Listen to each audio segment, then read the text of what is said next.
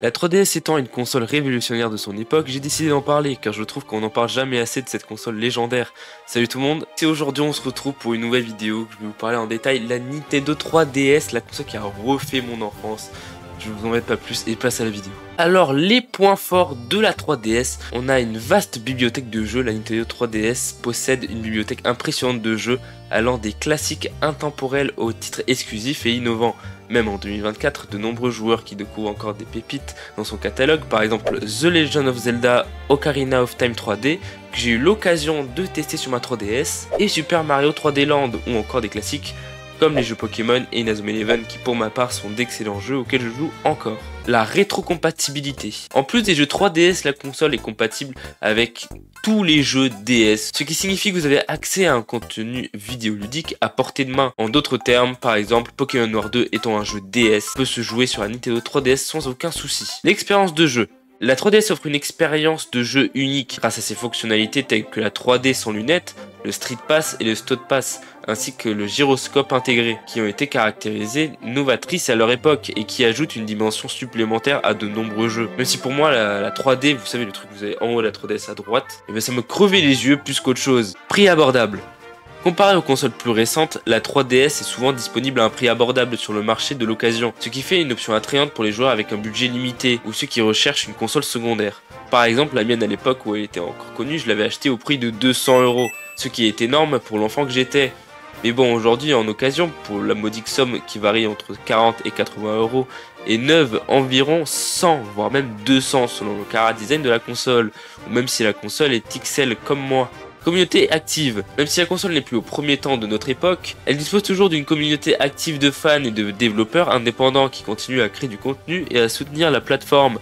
Par exemple, la communauté GBA Temp. GBA Temp est un site web et un forum qui couvre une variété de sujets liés à la scène homebrew et au piratage de consoles, y compris la Nintendo 3DS.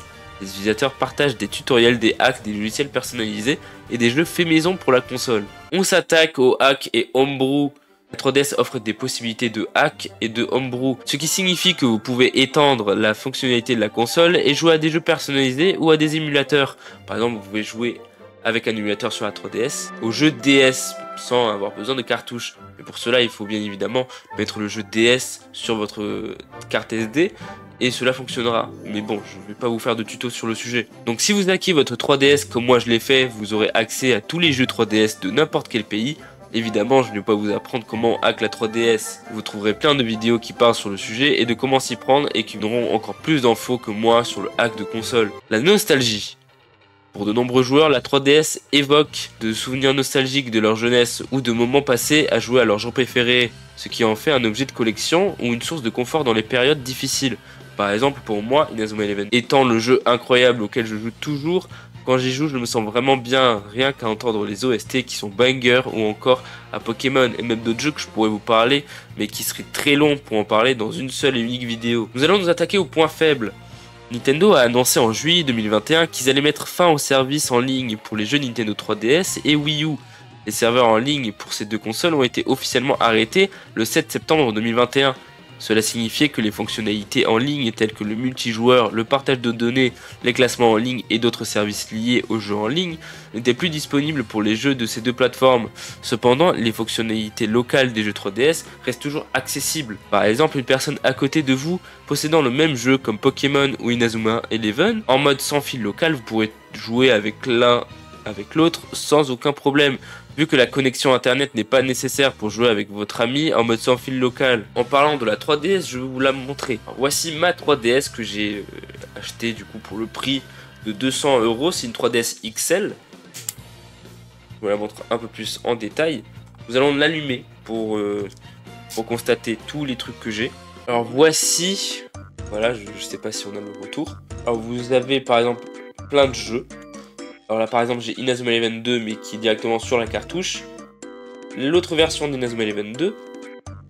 Inazuma Eleven 3. Bon, je vais pas vous faire tous les jeux mais juste j'ai beaucoup de jeux. Ce qui est Pokémon, Yokai Watch et les jeux Inazuma, ou même encore ce jeu là Beyblade qui n'est sorti qu'au Japon et pas